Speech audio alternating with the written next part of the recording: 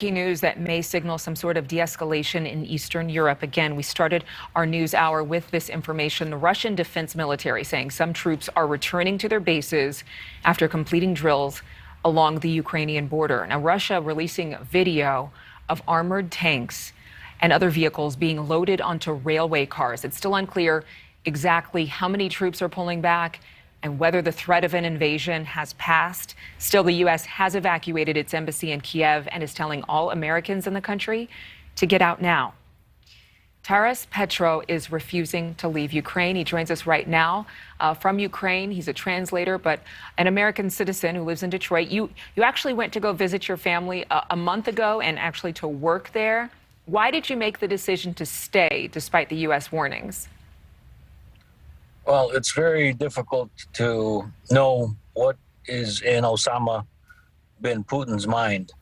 And I say that because only somebody like that would take down a passenger airplane or attack his neighbors or attack people of his own ethnicity. There's obviously been a historic, long and complicated relationship between Russia and Ukraine.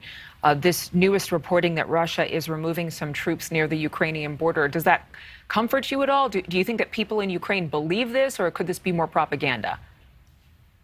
Well, I remind myself of President Reagan's best lines when dealing with the Russians.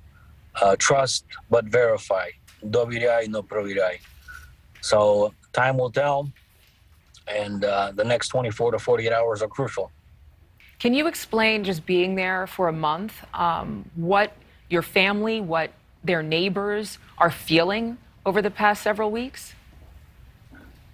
At the moment, I was in the east of Ukraine and west of Ukraine. The east of Ukraine is a little more tense. The west of Ukraine, everybody's on business as usual, but in the back of their minds, they are a little worried. And I actually stayed 5 minutes from the training center that you're pointing out now.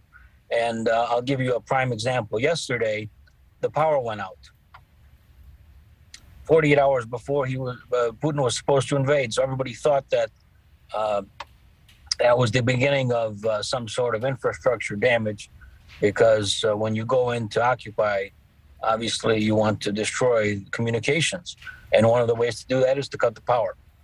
So you guys were hearing word that there could be a Russian invasion this week. You were hearing that possibly happening on Monday or whatever day the power went out?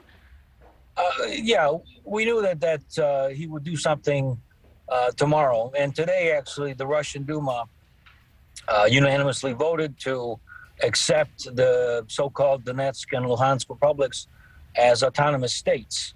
And we knew that was coming a couple days ago. They finally voted it out today. And about an hour after that is when we also heard that he was recalling 2 brigades of troops back to their locations. So I don't know if it's a tactic to ease the burden, or if it's actually him gaining some wisdom, which is hard to believe. Are you there because you were concerned about your family? You usually are at home in Detroit, Michigan. Did you travel there because you were concerned that this invasion was imminent and that you have so many loved ones there? Yeah, I do have several loved ones here, and that's one of the reasons why I stayed. Another reason is I'd like to weather the storm and see if he is going to proceed, or if he's just like a barking dog that only barks. One more question for you, because we're out of time. If you could speak to President Biden, he obviously is telling all Americans to leave. He's shutting down the U.S. Embassy. What would you tell President Biden? Call me.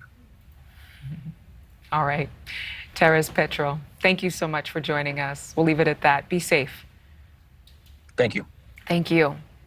Well, it's been 5. Thank you so much for watching. Make sure to click on the red subscribe button below so you can get more of NewsNation's fact-driven, unbiased coverage.